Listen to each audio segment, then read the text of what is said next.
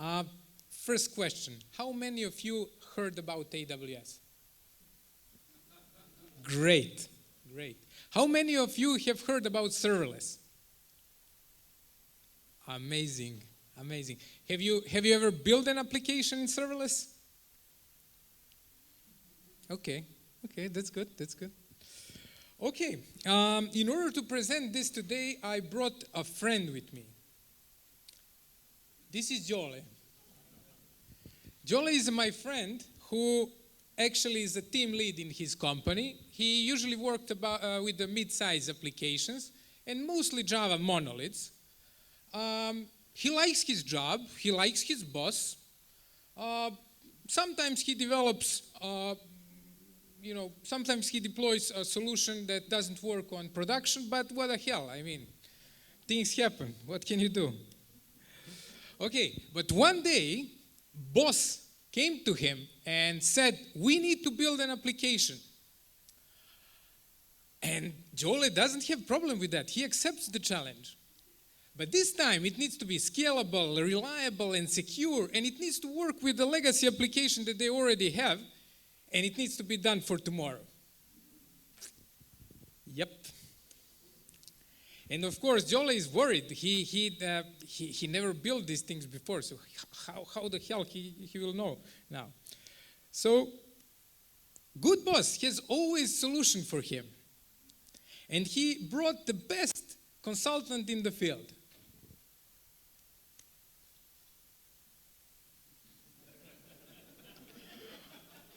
Okay, good.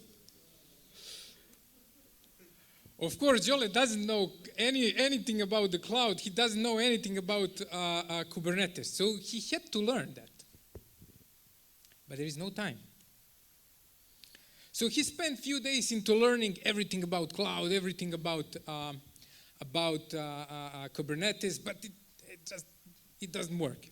So luckily, he has two trusty friends that ask him, why don't you try serverless?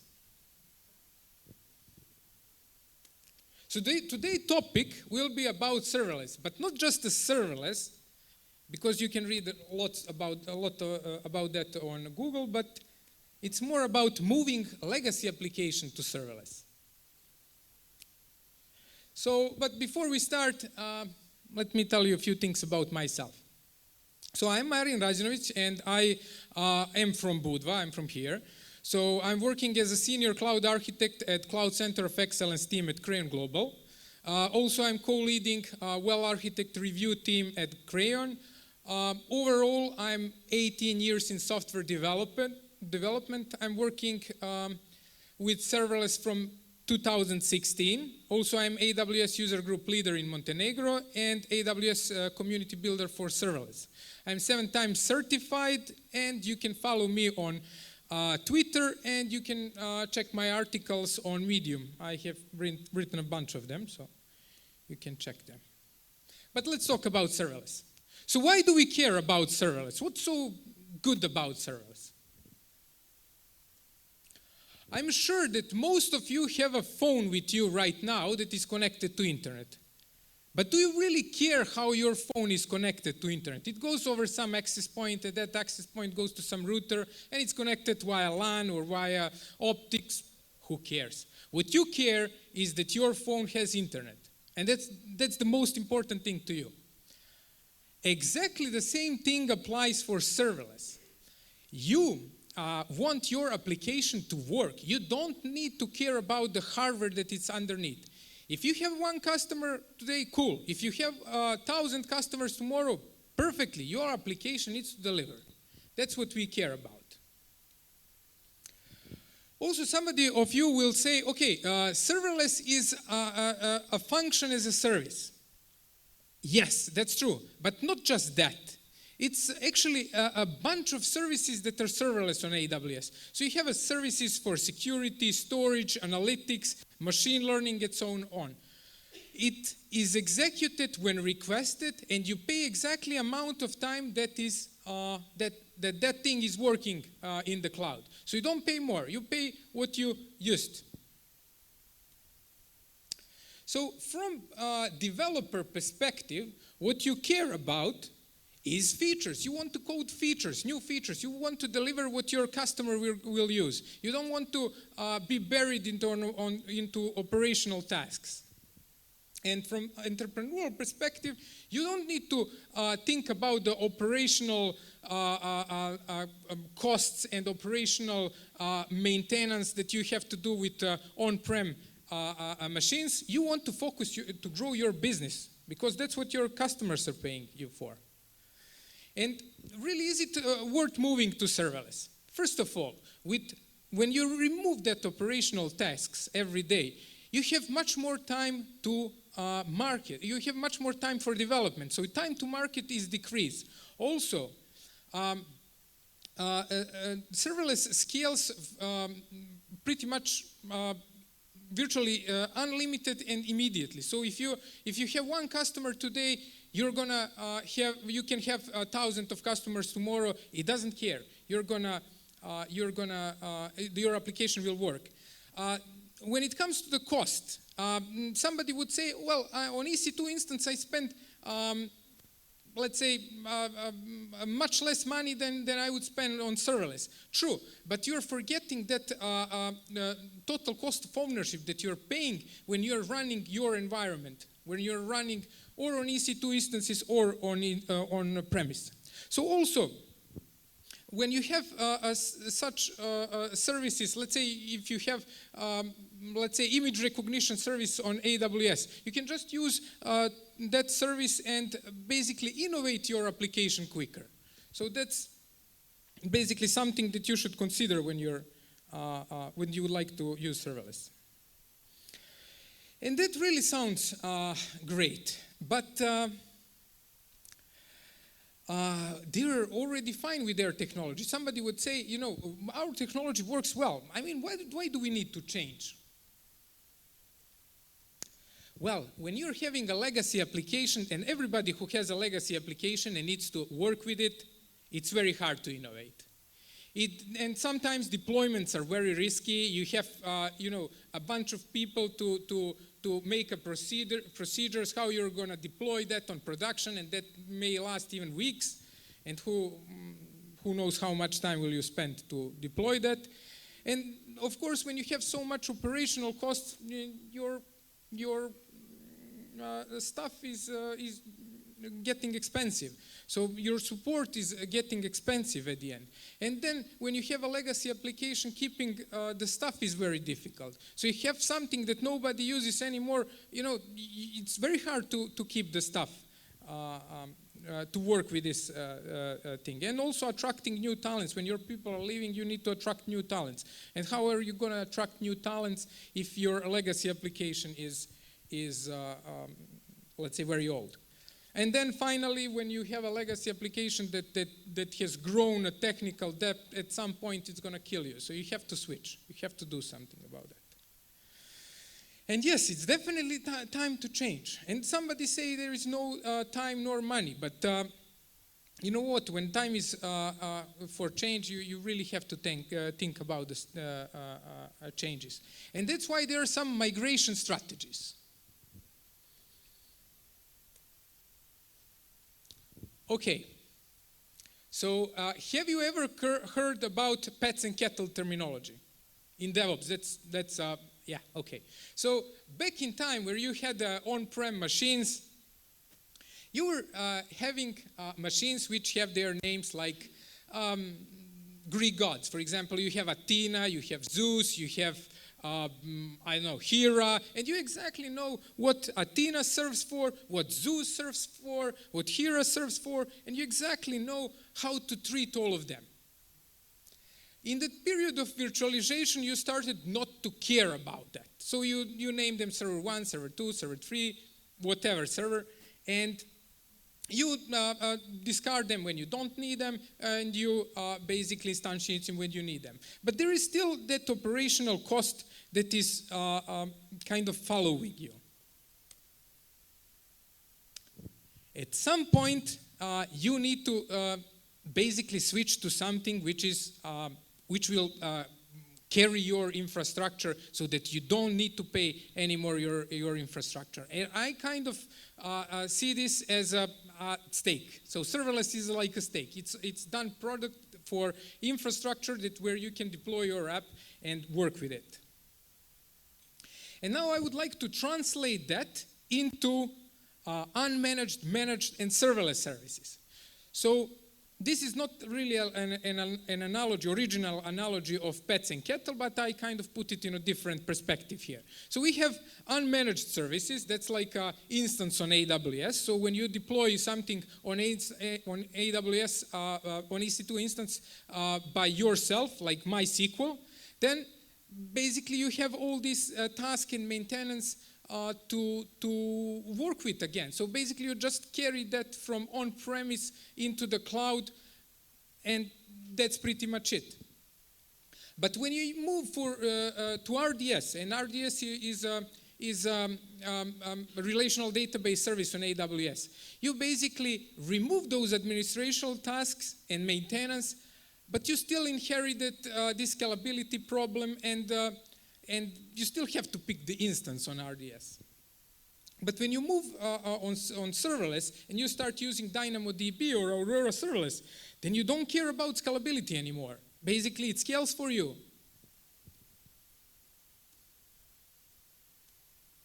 Okay, now, migration strategies again. So there are 6 migration strategies on AWS. So there is a rehosting, there is replatforming, refactoring, retiring, and retaining. Rehosting is when you basically lift and shift what you have on premise into the cloud, and that's fine. It can work perfectly.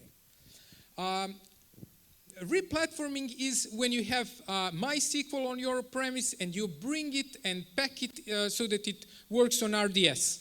So you just migrate to the service which is managed on AWS. Refactoring. Refactoring is really when you start shaping your application in order to work on cloud-native services on AWS so that you can utilize as best as possible the services on AWS. Retaining and retiring, you know what they are. Basically, retaining, you keep what you have, you don't change anything. Retiring, you kind of retire that, and that's it, it's gone. Okay, Jolly is confused now. What shall he use? I mean, will he rehost, will replatform, refactor? Who knows what? Well, in reality, you don't just decommission completely your environment and start from scratch. You retain something of your environment and you refactor till you finally retire it. Now let's talk about serverless adoption.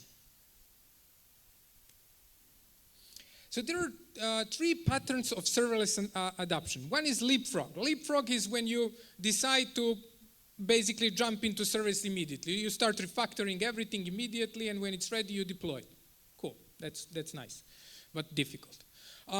Organic is when you start sprinkling serverless services into your already existing infrastructure. So let's say you use Lambda for thumbnails, or you use, let's say, CloudWatch for central logging system so that you can check your logs with alarms that CloudWatch is providing and so on.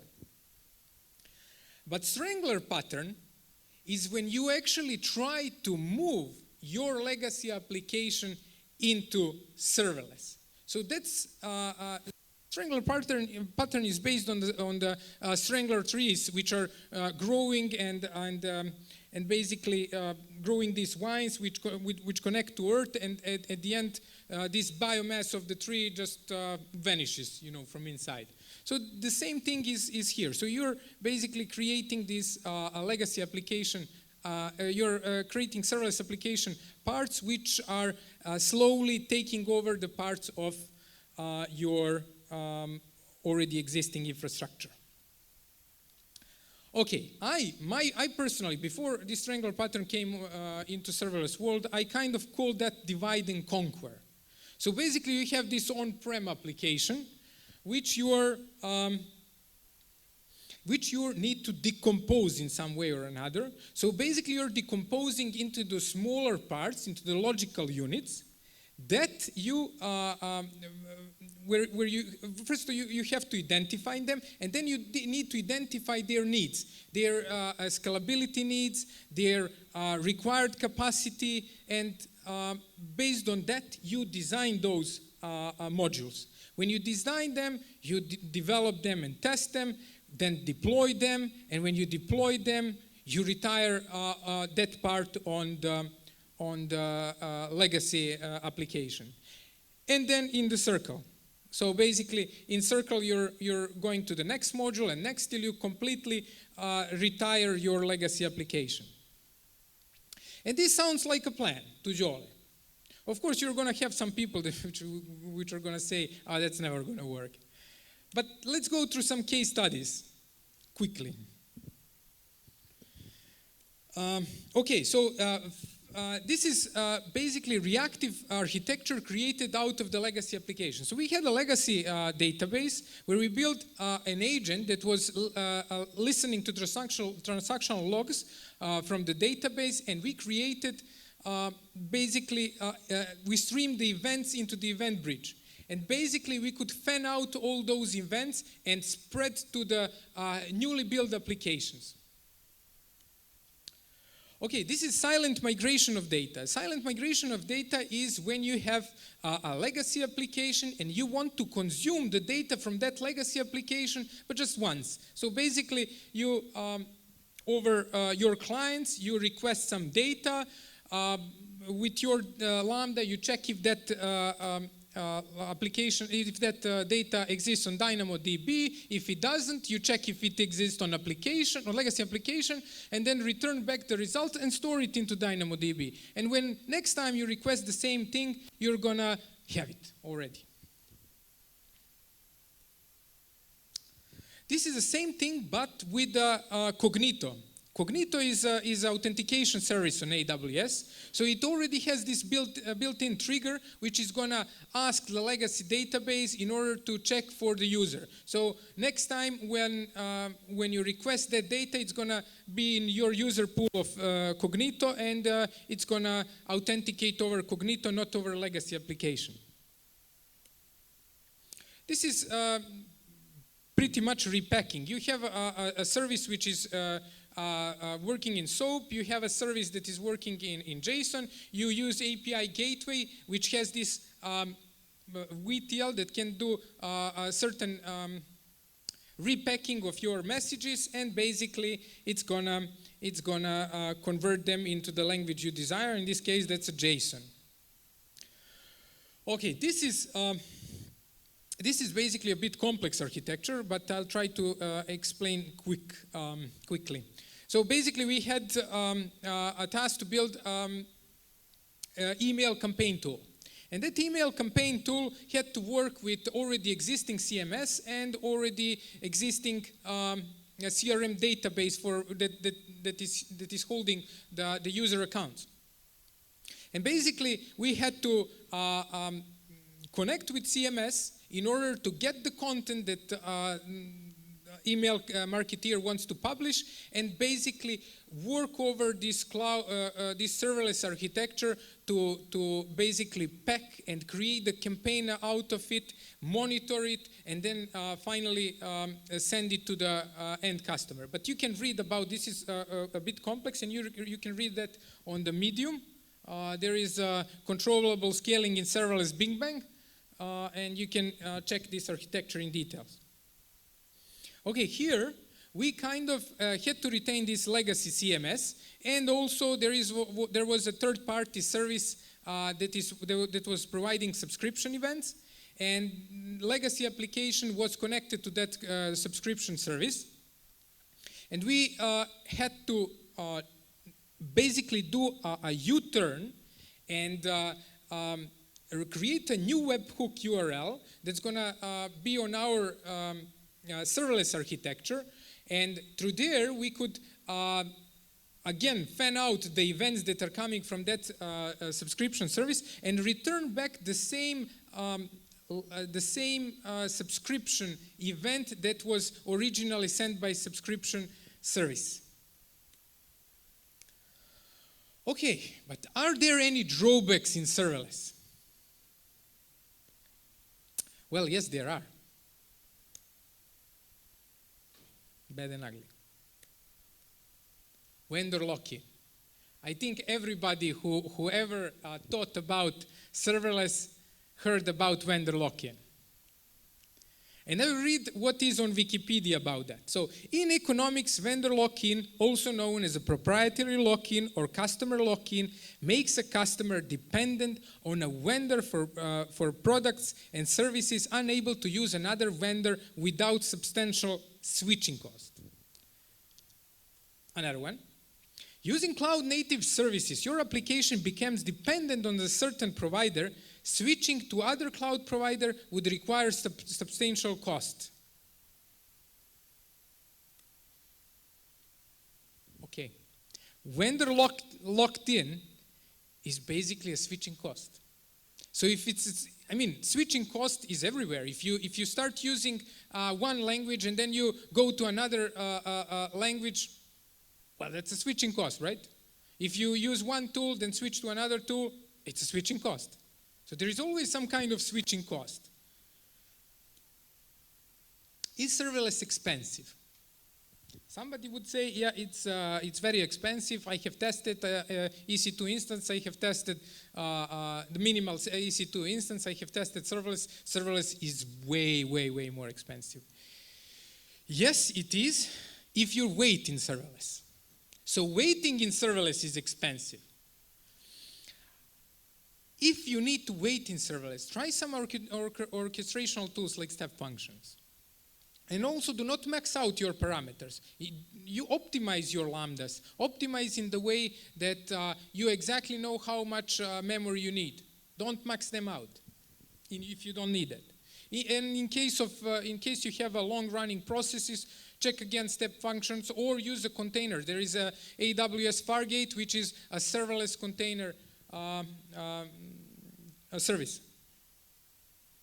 Also, automated testing. Automated testing, and I can admit that, is difficult.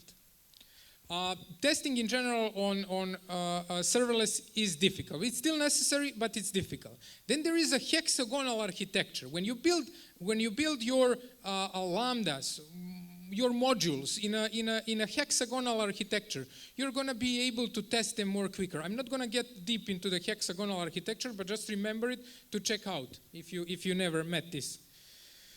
Also, AWS SAM helps. AWS SAM is actually a tool for building and deploying serverless stuff, and there are some services that are mocked up on SAM. Also, local stack. Local stack is a great thing, but local stack actually implemented APIs of AWS by mocking them. And it's a great tool, but it's very hard to keep up with with AWS APIs. Now, takeaways. I think that from this presentation, you should remember the serverless benefits if you never worked with serverless before. You should remember migration strategies. We had 6 of them. And then serverless adoption through refactoring. Also, I shown some case studies. Yes, they were quick, but I think it's, I guess you're going to have this presentation and you can check them in details. And you need to consider drawbacks. You need to consider drawbacks because, it's good to be aware. Nothing is perfect in this world. Thank you very much. Hello, and yes. Thank you very much for your talk. I have a question, because you mentioned briefly that on-premises is kind of like expensive because it has this under-the-water cost. But you cannot just like trust this by words, yeah. So is there any kind of like tooling which Amazon is providing to calculate the cost of on-premises compared to unmanaged, managed, and serverless? So what was the question? Yeah, so imagine like you want to understand if the cost, like you know, how's it called? Cost. Like, for example, imagine transition to serverless will cost a lot, yeah, and maybe it will not benefit the company. So in each particular case, if you want to understand, in your case, if it will be beneficial, and if so, in like how many years you will return back the money of investment of transition. Okay. I do understand the question. Okay, it's a difficult one to answer, but let's say you can get the sense. If you're having on-prem a set of infrastructure, and having that on-prem is already costing you a lot. You have maintenance tasks around them, right? You need to connect on those services, check, let's say, hard disk, are the CPU topping up, is the memory all right? You have those daily tasks that you need to do. In serverless, you don't. So again, when I say if you compare, let's say, if you even use instances on AWS and you compare the instance time versus serverless time in Lambda, let's say 1 minute of Lambda, 1 minute of EC2 instances. 1 minute on serverless is way more expensive. But then again, you paid when you use it. And a great amount of time, you don't use your full capacity on-prem, right? It's lagging, it's doing nothing. And basically that doing nothing is costing you. Yeah, I understand, but is there any way to compare the cost of like keeping on premises or migrating? Is there kind of, I don't know, like big spreadsheet where you put numbers and you can calculate and see like in 2 years we will get the money back, for example? Well, you can do that if you know what are your peak times when your application is used or not from your logs, for example. You may actually find out your usage behavior of your on-prem instances. So if you find out that, you may compare that metrics with the AWS cost. And based on that, you're going to realize how much will serverless cost you. Okay, so Amazon is providing some kind of like tutorial or guide how to do it. They're having their prices there, and you can check the prices. They don't provide, let's say, something that will consume your logs and check that logs how your application is. I think that part you will need to have. Okay, thank you. Sure. Hello. Did you try other cloud platform such as Google Cloud, Microsoft Azure, and so on? I did Azure once. I tried API management tool. I think that's service. I think that's how it's called. But I kind of stopped very quickly. I don't know if something is changed, but I stopped very quickly. Why? Because it took me so much time to basically create one service. Basically to get one service online, running. It took me so much time because there was so much waiting time when I started till I guess that's some kind of cold start on Azure. I don't know. But honestly, my first interaction was with GCP.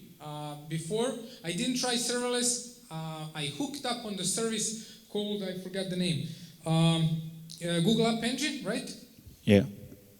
Does that service exist anymore? I don't know. I don't know. My first encounter with cloud was actually through Google.